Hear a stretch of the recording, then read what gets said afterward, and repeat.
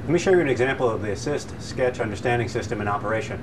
I'll draw a simple mechanical device and show you that the computer understands what it is that I've drawn.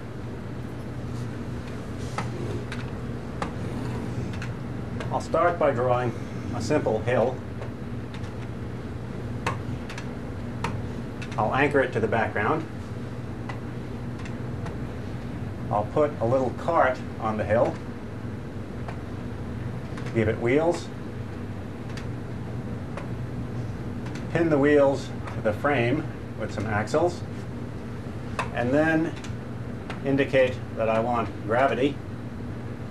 And now if I'd drawn this on a piece of paper and shown it to you, you'd understand what it is that was about to happen. I want the computer to be able to understand what's going to happen as well. And I can simply push the run button,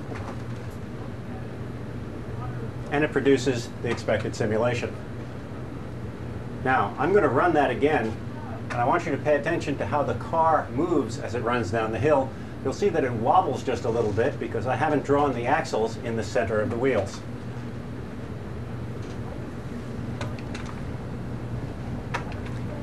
Now, one of the nice things about an online environment is we can have the advantage of having it feel like paper and yet be able to do things that are not possible to do on paper.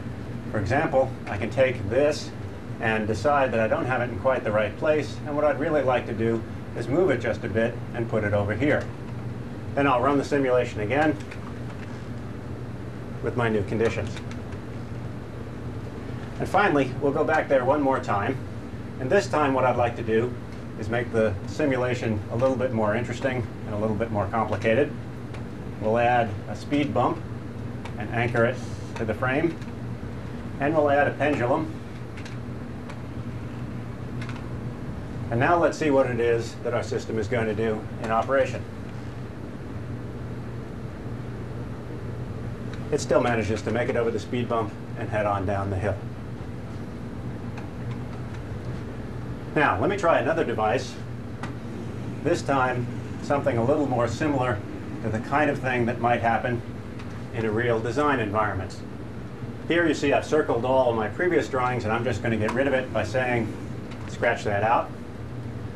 And let's try a simple little marble game, the kind of thing that we might have in a real design environment. I'm going to draw a collection of boards for the marbles to run down. I'll anchor them to the background, put one more board down here, and let's give them a cup to fall into.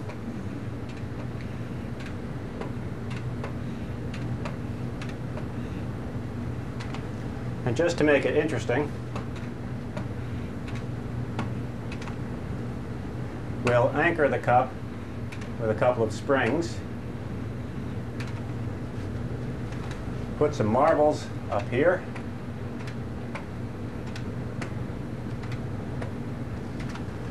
okay, now let's see what this does.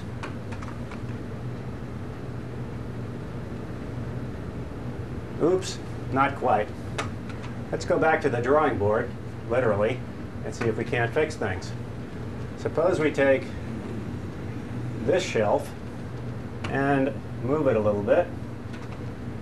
And then let's take this shelf over here and move it a little bit. And now, let's try the device again.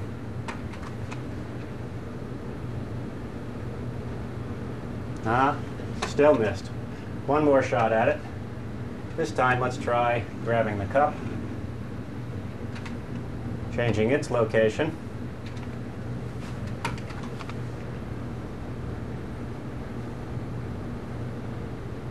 All right, we've succeeded.